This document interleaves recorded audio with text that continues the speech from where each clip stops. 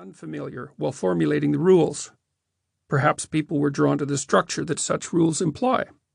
Perhaps people just like lists.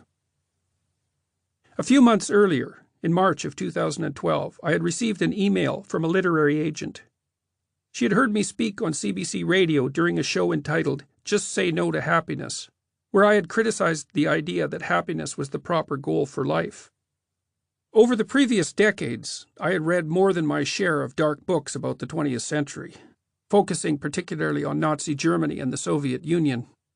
Alexander Solzhenitsyn, the great documenter of the slave labor camp horrors of the latter, once wrote that the pitiful ideology holding that human beings are created for happiness was an ideology done in by the first blow of the work assigner's cudgel.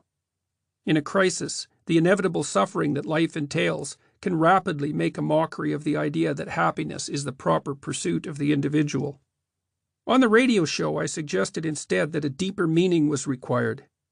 I noted that the nature of such meaning was constantly represented in the great stories of the past, and that it had more to do with developing character in the face of suffering than with happiness. This is part of the long history of the present work. From 1985 until 1999, I worked for about 3 hours a day on the only other book I have ever published, Maps of Meaning, The Architecture of Belief. During that time, and in the years since, I also taught a course on the material in that book, first at Harvard and now at the University of Toronto. In 2013, observing the rise of YouTube, and because of the popularity of some work I had done with TVO, a Canadian public TV station, I decided to film my university and public lectures and place them online. They attracted an increasingly large audience, more than 1 million views by April 2016. The number of views has risen very dramatically since then, up to 18 million as I write this, but that is in part because I became embroiled in a political controversy that drew an inordinate amount of attention. That's another story, maybe even another book. I proposed in Maps of Meaning that the great myths and religious stories of the past, particularly those derived from an earlier oral tradition, were moral in their intent rather than descriptive. Thus, they did not concern themselves with what the world was, as a scientist might have it, but with how a human being should act. I suggested that our ancestors portrayed the world as a stage, a drama, instead of a place of objects.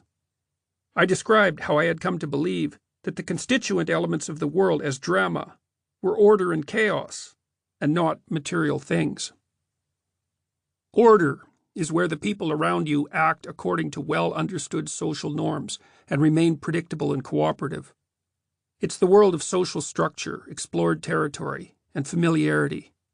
The state of order is typically portrayed, symbolically, imaginatively, as masculine.